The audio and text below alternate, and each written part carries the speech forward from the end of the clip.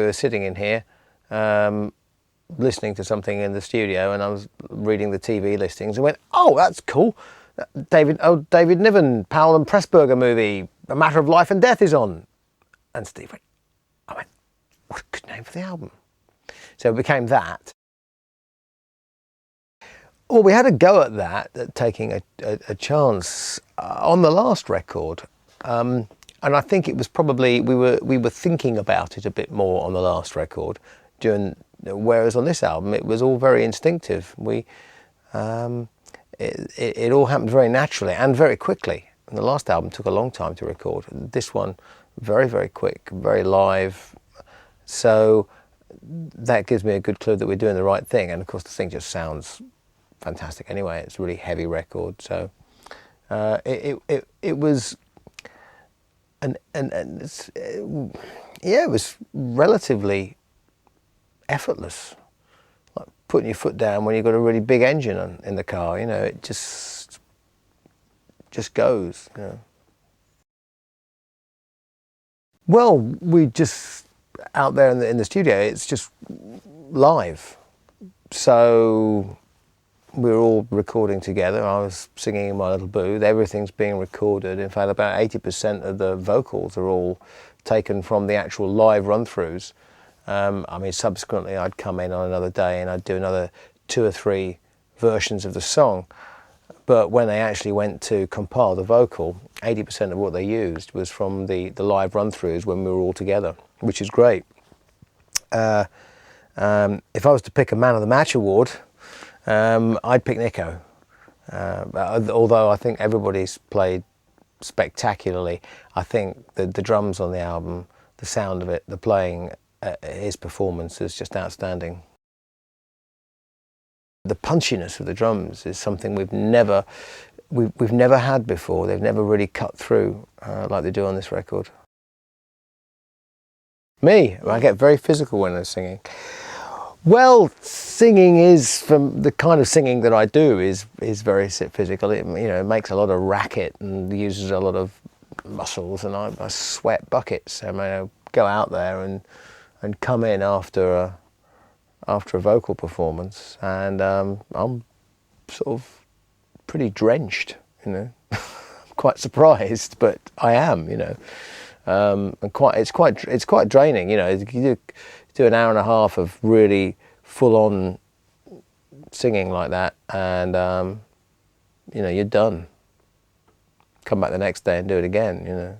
We don't, you know, muck about with it. I don't go through pitch changes or processors or any of that sort of nonsense that people do, or, you know, where they sit there and fiddle with the pitch of it because, you know, the bloke can't sing in tune or all the rest of it. We don't do any of that. You know, it's all real stuff. Yeah, regrettably, yes. I mean, so if they don't like it, then I'm really shafted, aren't I? Yeah, well, it's real life as it surrounds us. I mean, that's what's all around at the moment. I mean, when I was a kid, it was all about the Cold War and the 4-minute warning, and we were all going to get dissolved into some radioactive cinder at the drop of a hat.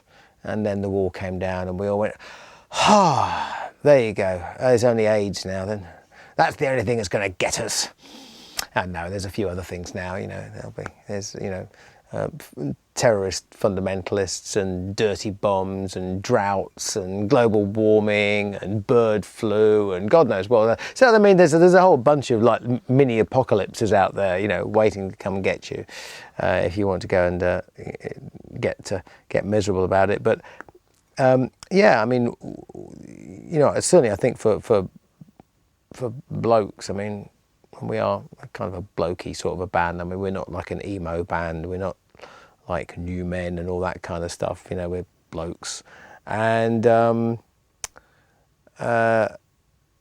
know, wars and battles and struggles and things like that strikes a chord, you know. And we, you know, we have kids and things like that. So you sit there and think, well, you know, what kind of a world are our kids going to grow up in?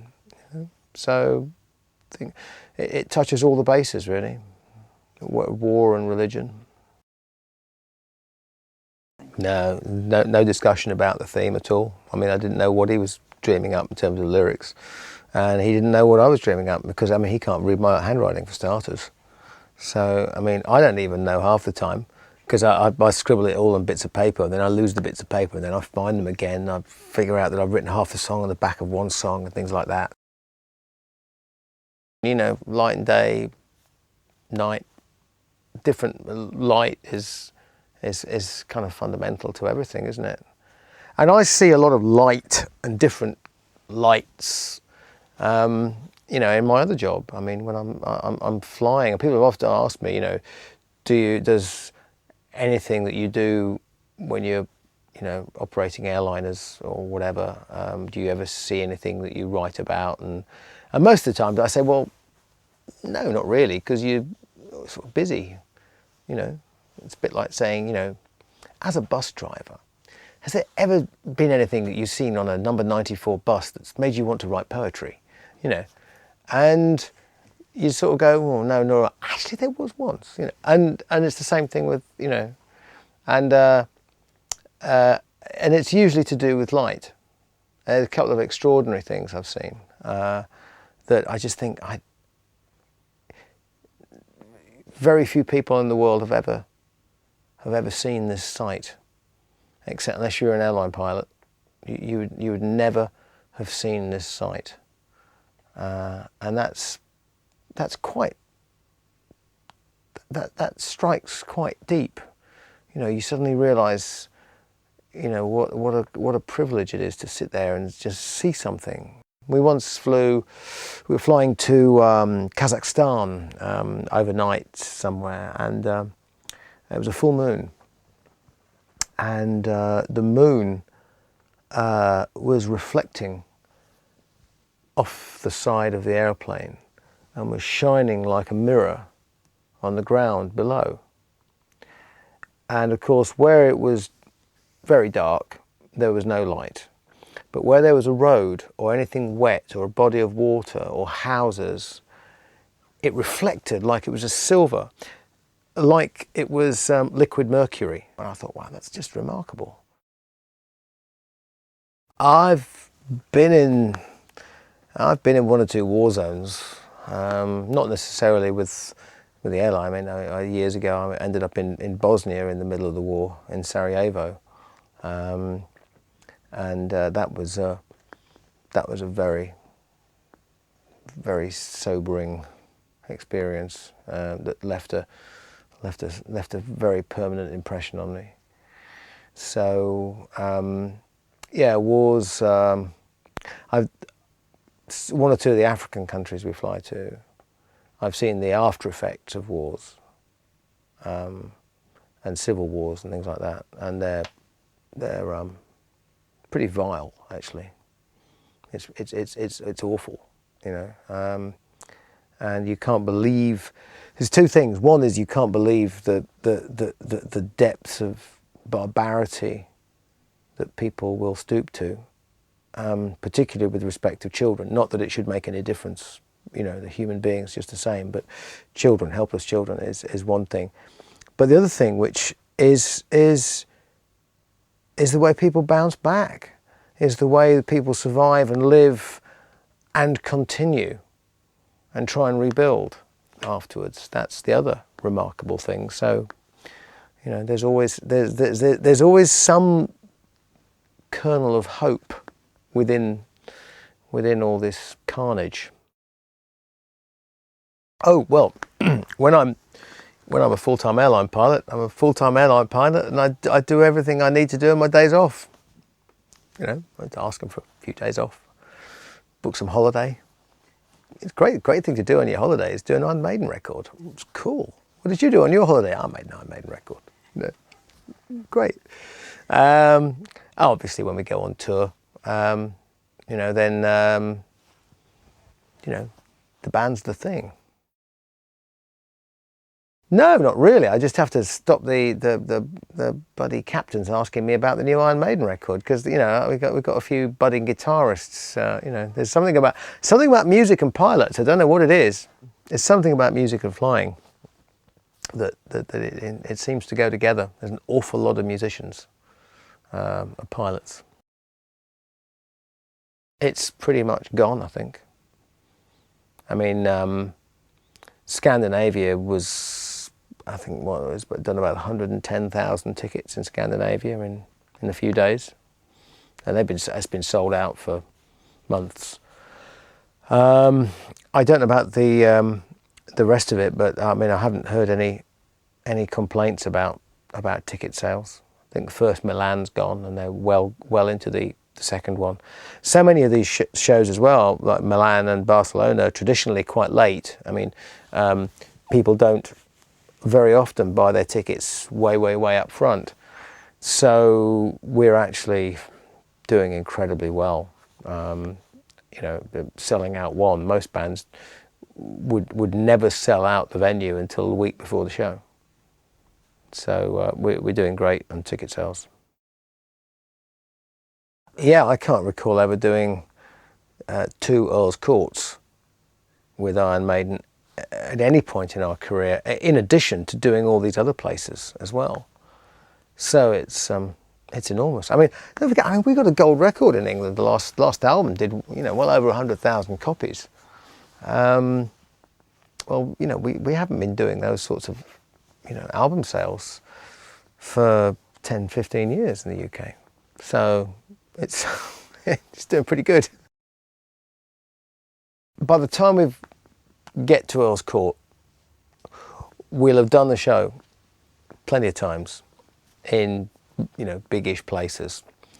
Once you get to a certain size, you have to go to a huge order of magnitude bigger before it becomes intimidating, just because of the sheer size. The difference between an 8,000 seater and a 15,000 seater is not double the fear factor because of the size. But going from 10,000 or 15,000 to 50,000 is like, But then if you're suddenly going in 50,000 seat arenas everywhere in the world, it's like, another 50,000 seat arena, So you'd have to look somewhere else for the fear factor to really bite hard. The worst bit of the tour in terms of pucker factor, like is always the first 2 weeks. And particularly the first like 3 or 4 shows, because it doesn't matter how much you rehearse and what you do, it's just like there's always that oh shit, because you don't, you hope that you open your mouth and the right stuff is going to tumble out at the right time, but there's always this fear that it won't. So that doesn't go away. I mean, that does not go away, and unless you're constantly doing it all the time, that doesn't go away. So if you have a break for a couple of months, then I'll be a bag of nerves again as soon as it starts up, and then after about a week, I'm like, I'll calm down a bit, Well, that's our intention. Our intention is to play the whole album, all 70 odd minutes of it, in order, and then do 4 or 5 of the oldies, a couple of songs and off, and then three encores, and that's it. So our intention is to do that. Hopefully, when we rehearse it, it'll all work out okay. I think from my point of view, the album is pretty demanding vocally. That might be the only problem that we could run into, is that doing 75 minutes of that every night is just going to be too much, because the European tour is actually it's quite intensive. There's not a huge amount of recovery time, built into it, you know. We'll just have to see. Well, you know, we're gonna have 3 weeks rehearsal, and we'll try and, you know, build up the stamina and, you know, see how it all works. And if we have to change a couple of things, then we have to change a couple of things. I'm hoping we won't have to, because I would really like to do the whole thing start to finish. Yes and no, but it's yes, but not all that personal trainer bollocks, you know. You know, the people seem to do. You know, they make TV programs about themselves getting fit for the tour. You know, I have a big personal trainer, I'm getting fit for the tour T-shirt, you know, and all that shit. I mean, you know, I just get on my bicycle and cycle around a bit more. When we used to rehearse in Belgium, I'm sure I probably told this on the last time I got interviewed, you know, I had a set of rollerblades. We had this huge, great warehouse we were rehearsing in, and I had a radio mic, so it was fantastic. So I just rollerbladed constantly while I was singing. So, you know, I did 2 hours of rollerblading every day at high velocity whilst singing. That got me pretty fit. But I needed a beer to recover at the end of it, so that was that. You know, and that's what I do. You know, what I do for, you know, getting fit for this kind of tour, really.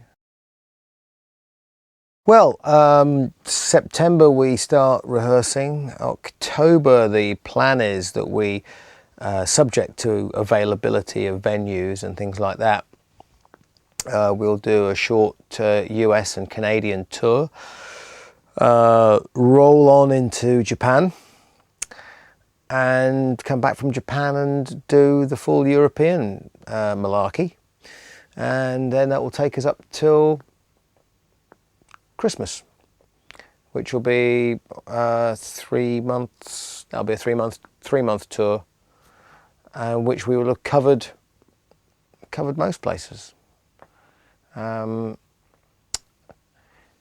South America, very dependent, I think, on whether or not they do Rock in Rio.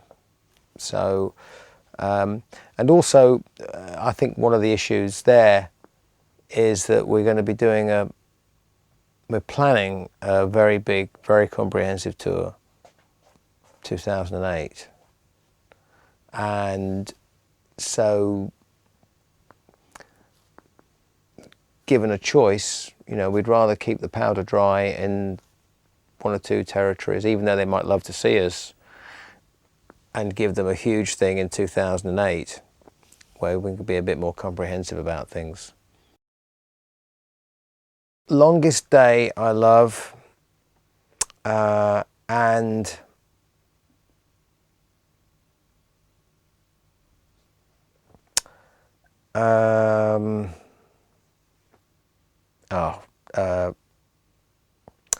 Pilgrims very good. I mean, For the Greater Good of God is fantastic as well. You know, For the Greater Good of God is amazing. You know, it's a great song to sing. You know, I mean, I do sound a bit like Cat Stevens at the beginning, but hey, how ironic is that? We started working on the album, writing in January, and as usual we allow ourselves just a few weeks for a quick scramble and pressure of writing, which seems to bring the best out of us, and then we go in and record. And this, you know, we allowed ourselves 3 or 4 months to record, 3 months solid time, a month kind of held over in case, from, you know, start to finish, including mixing. But we actually did it in double quick time. I think the preparation we did was a lot better this time round. The rehearsals were a lot better. Prepared stuff with, you know, sort of did some, made some CDs and that for Nico to listen to. And because he was more prepared, knew the stuff better when we come in. Because Tommy, you know, we rehearse one song, get to the 10th song, he's sort of forgotten the first one, sort of thing. So having the material there, you know, playing over and over again and living with it for a while, and the backing tracks went down really, really quick. So that was the start of it, and then we approached the recording a little bit differently as well. Kevin Shirley, you know, just said all this time, you know, we'll try working on a song at a time, pretty much. so go through setting it up, recording, doing your bits and pieces on it, and then basically, you know, mixing it at the end of that and moving on to the next one. And I absolutely loved working like that, because it was, you know, totally focused on the one song, sorting that one out, and then, you know, focusing on the next and so on. It was really good, and it just worked double quick time. So I really would like to work like that again. I like to focus on one thing at a time. Bruce can do 6 or 7 things at once. He should have been a drummer, I think. But I think he wanted to be a drummer, actually. But he's always trying to get on Nico's kit and have a thrash about. But you know, he can do loads of different things, and I can't do that. I can't, you know, I have to get the old blinkers on and focus on what I'm dealing with there, and then I like to do that really well, and then move on to the next thing. So this was wonderful for me, working like this. Well, it's just getting better all the time. I mean, working with Kevin, and he just knows us a lot better now. He knows what we want. You know, we know how he works. It's a whole thing. You know, it's just all come together on this album. Not that it didn't before, because I think the other albums are great, but it's just really seems to be like it's part of the family sort of almost now. You know, it's really come together this time around. I think it shows. I mean, the sounds and everything. I mean, he's done a fantastic job this time around. Again, not that he didn't do a great job before, but I just think this is better than ever, you know.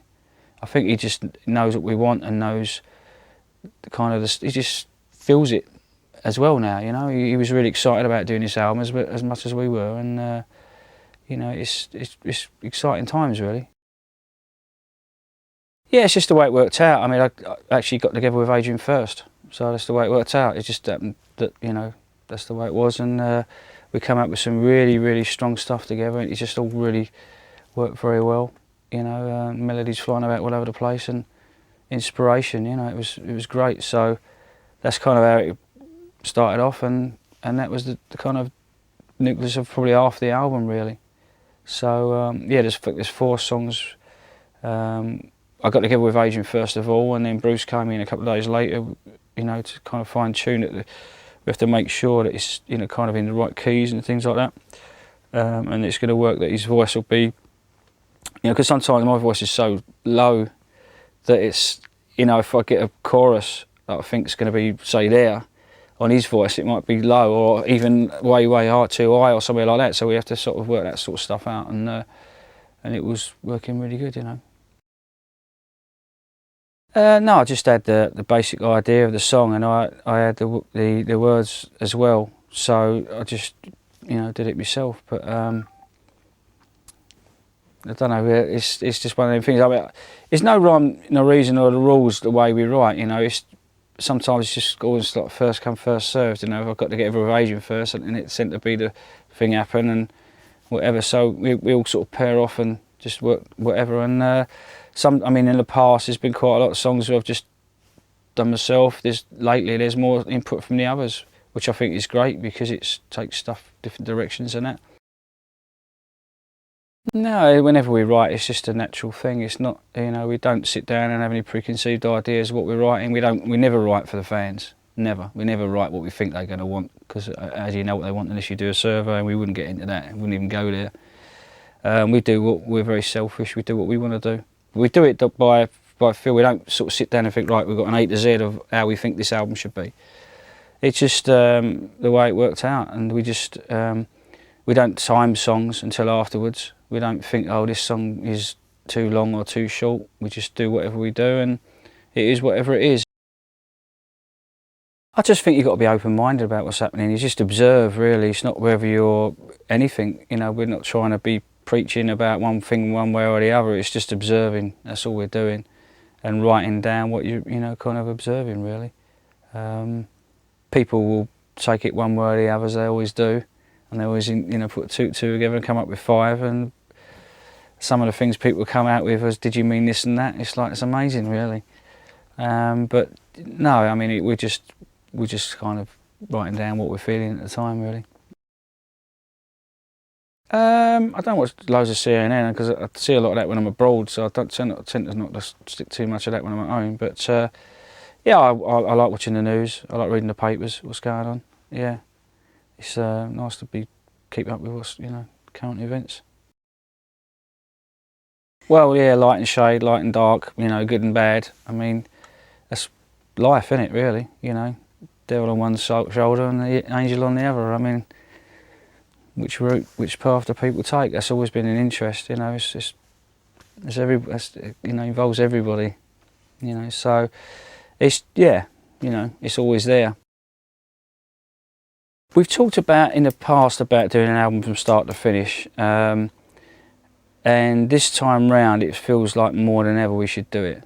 Whether we do the whole lot or whether we just do 6, 7 songs out, 'cause it's a long album, it's like 72 minutes, 10 songs. There's a lot to take in, but it just feels right somehow to do it. But whether it feels right now, and we've felt like this before after making an album, and then you go into rehearsal and the reality of it is, well, maybe not.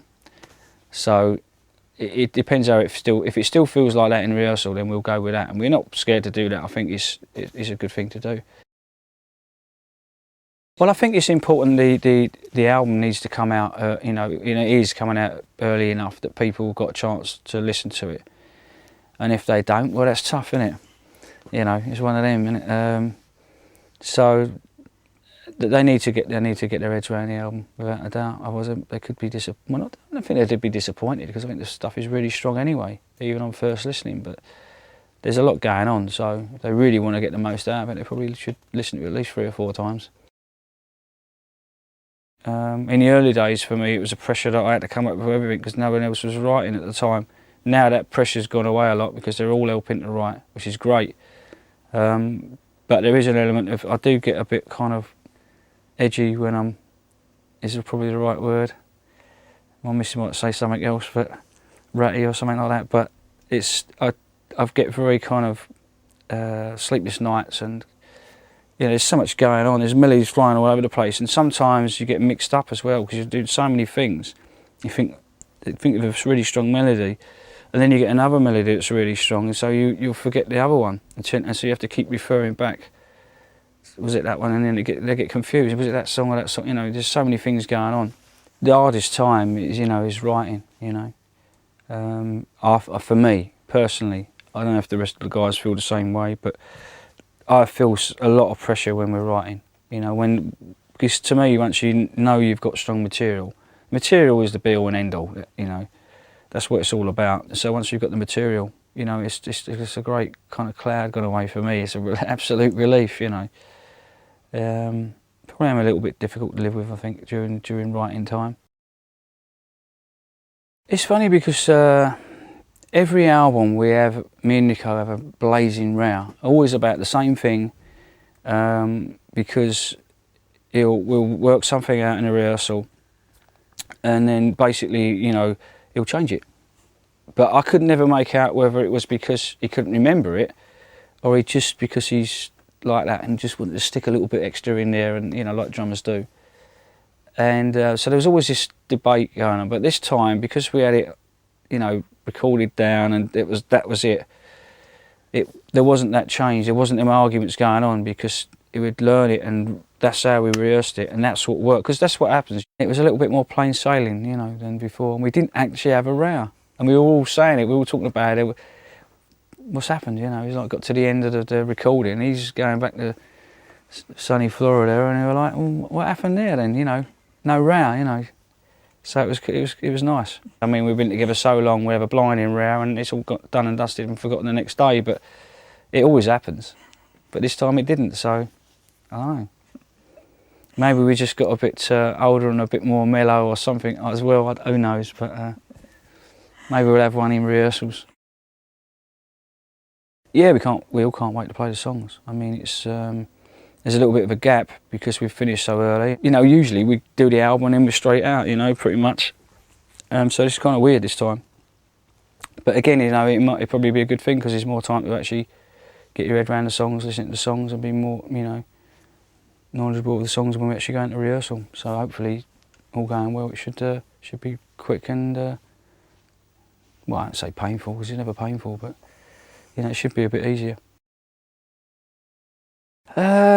It's always difficult, I think, when you've just made an album to pick a favourite track because you're excited about all of them. And I think, like, you know, a few months later or, you know, whatever, especially when you play stuff live, you can then probably choose one a little bit more easy.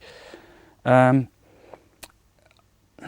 I don't know, I suppose Legacy is sort of the one I really like at the moment, but that tends to change from time to time, you know. Yeah, probably Legacy, I would say, just because it's different, you know. We try and get it as live as possible, you know. We've always tried to recreate in the studio what we do on stage. It's very difficult, you know. I think we're a better live band than we are in the studio because, you know, what you can do, put a load of cardboard cutouts or something and get a vibe off them. You can't, it's difficult, you know. You're trying to recreate that feeling, and sometimes you can do 3 or 4 different takes of a track and you think, well, why did we choose that one? Because that's got a certain feel and a sparkle that started off right off. And sometimes it's like that with live shows as well, you know, because you just first time from the first note in, it's just all feels right and happening.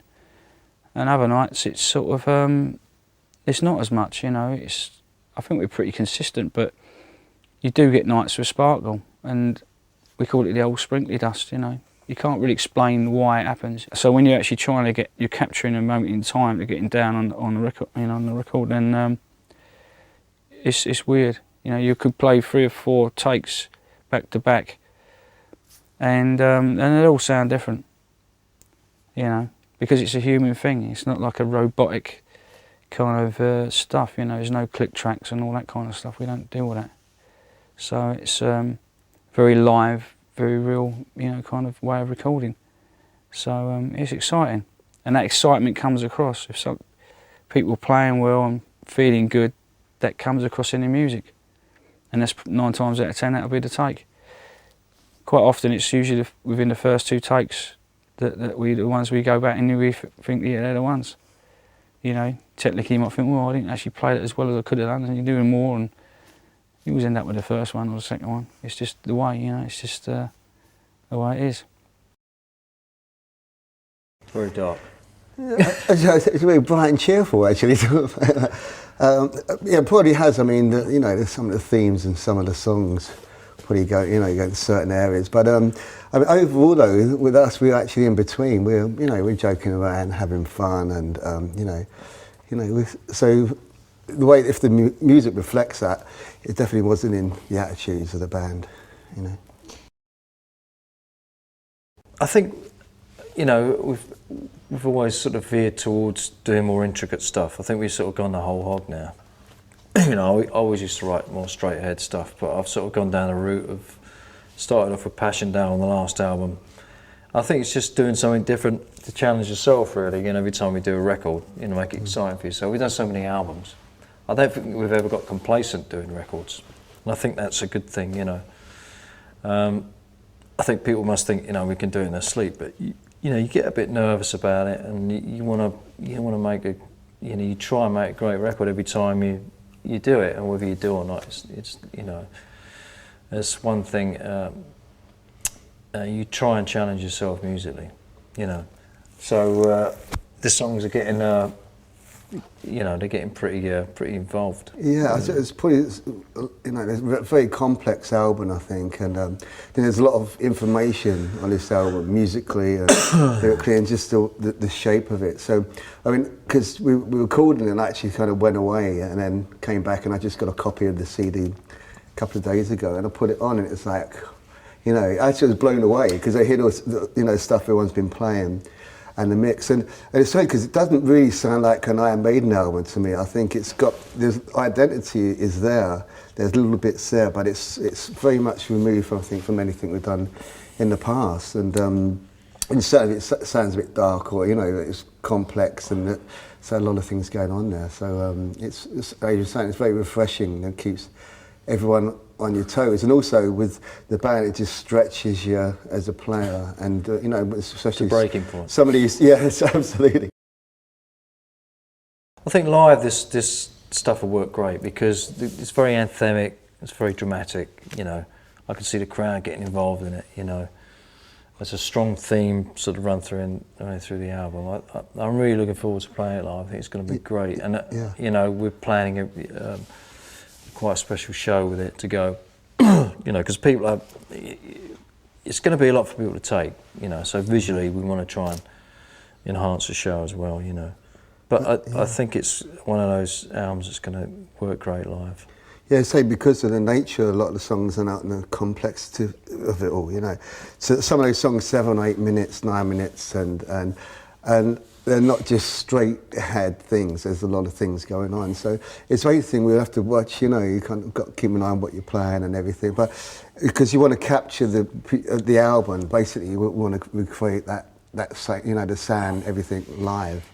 So it's going to be a lot of fun, and I think once the audience, they're going to be aware, okay, they're not anticipating what's coming next. They're going to know this is the running order, and this is how we're going to do it, and that with the production and everything, it should be visually, it should be stimulating, and then for playing as well, it's going to be that great challenge for us as well. So, you know, it's hopefully, you know, you listen to an album at home, studio, when you go and see it, you know, you want to recapture it, kind of thing, that whole thing. Well, I think it seems to sort itself out, really. I mean, it's not something we really stress about. I mean, usually if someone brings an idea for a song in, they're pretty much going to play the solo on that. And then there's normally at least a couple of solos. There's loads of guitar harmonies. I mean, there's enough to keep us all occupied for, you know, for a long time. Yeah, it just tends to naturally fall into, you know, the song comes up and some naturally play a solo, or, you know, there'd be some spots in the album where it's blank, and it'll be, you know, yeah. And even like doing it, we'd go in individually, and Steve would stay, you know, play over that bit there, which he previously didn't know really where he was going to play. So there's some things that have been played which is just done on the spot. And other times, you know, it's really, yeah, we don't really force the issue, it just happens naturally, you know. And as far as that, so there's no big, you know, you don't get worked up about it. But as Adrian said, there's enough guitar on this album really to satisfy us beyond our wildest dreams, you know, as far as playing goes. Yeah, and sometimes it's easier if, you know, someone who's not a guitarist says, oh, Steve will say, you know, Dave, can you play this? And, you know, Adrian, can you try that? You know, so it's easier if somebody gives you a bit of direction.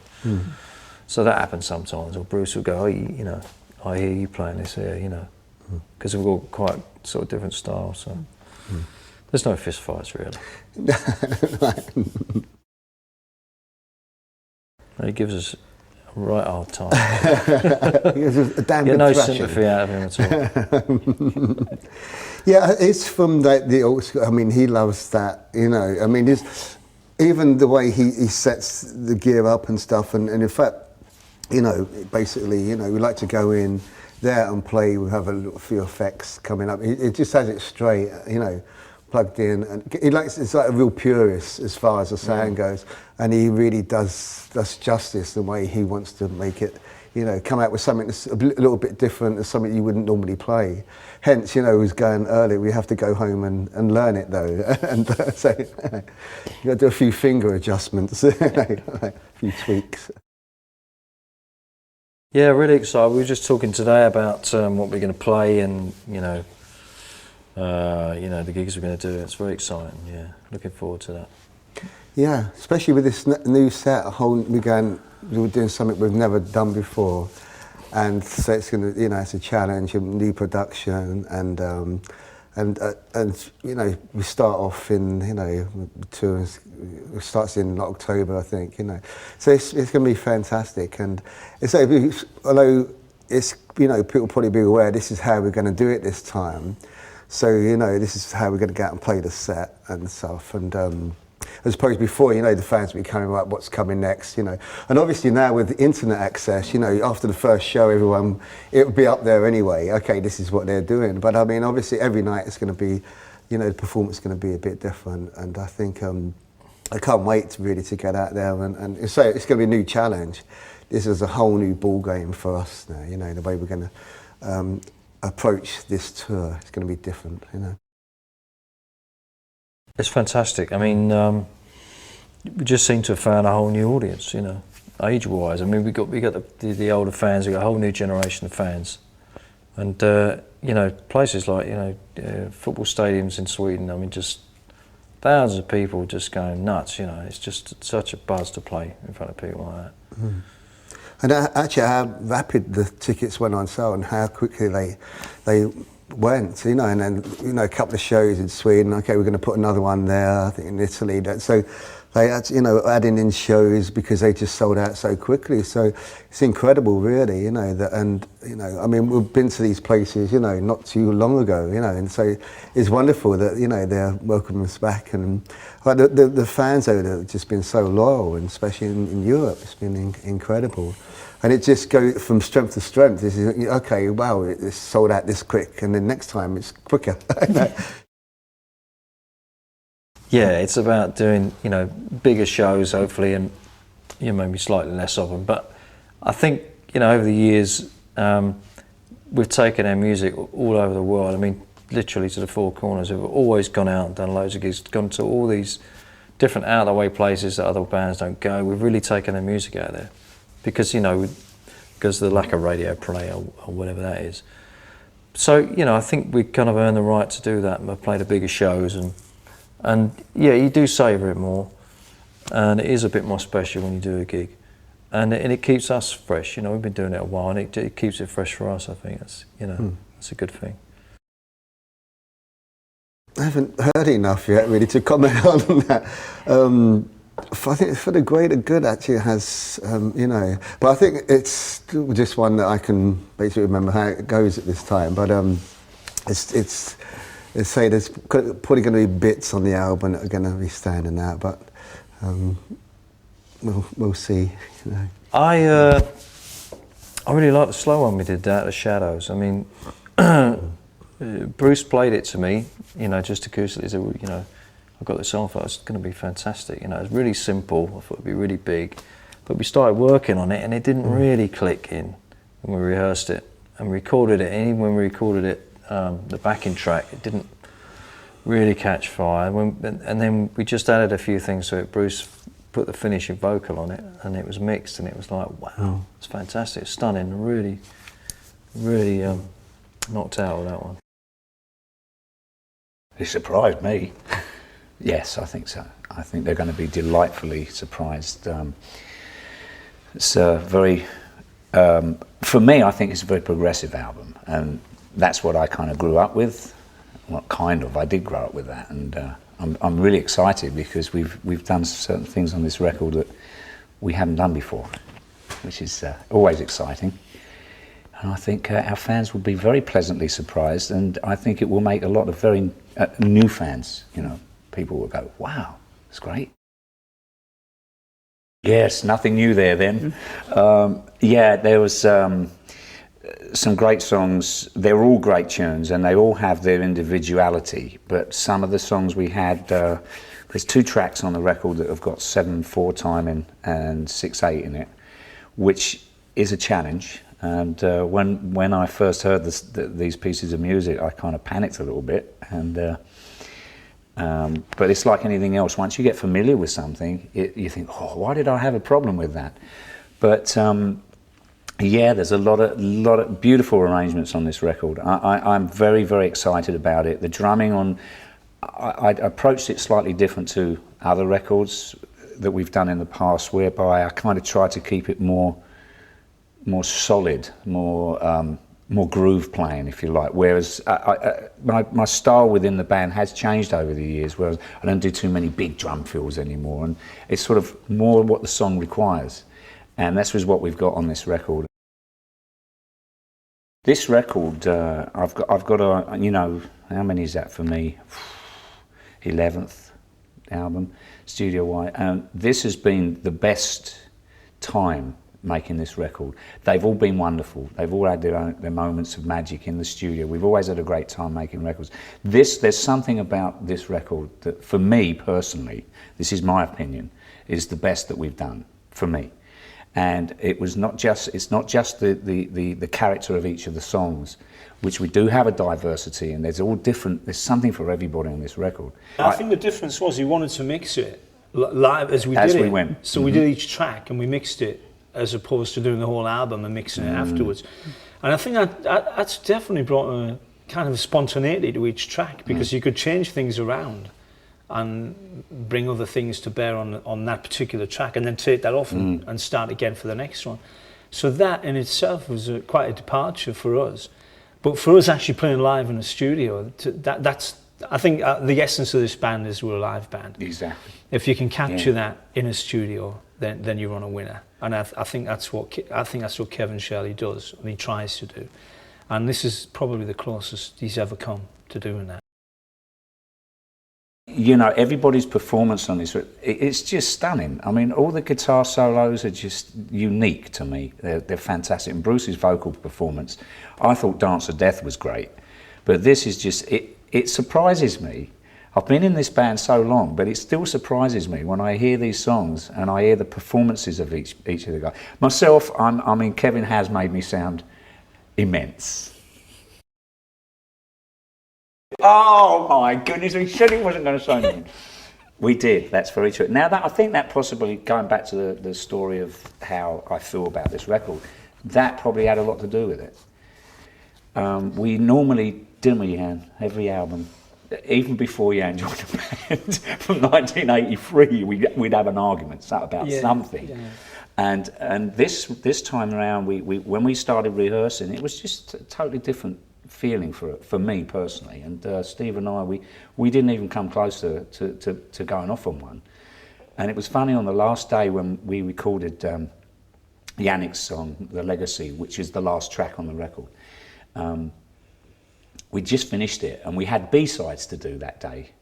And I was up there, we were upstairs, I don't think Jan was there, and I said, "Clarence, yeah, do you realise something?" He said, "Yeah, we ain't had an argument, have we?" I went, "No, that's incredible, isn't it? All these years." He said, "There's something wrong with you, Nick." I'm like, "Was it my fault then?" You know, and we sort of had this mock argument, and then he says, "Hang on, no, we got 4 more songs to record before the end of the day." So I said, it could happen, couldn't it? You know, but it was true. I think he's like a fine wine. He's mellowed out, and he's got all. I'm like a fine wine. Yeah. The easiest thing for us to do is go out and play to everybody and play all the songs that everyone wants to hear. Everyone goes home happy. But I think that makes us a cabaret band. And there's enough cabaret bands out there doing the same old thing over and over again. And I'm not knocking them if that's what they want to do.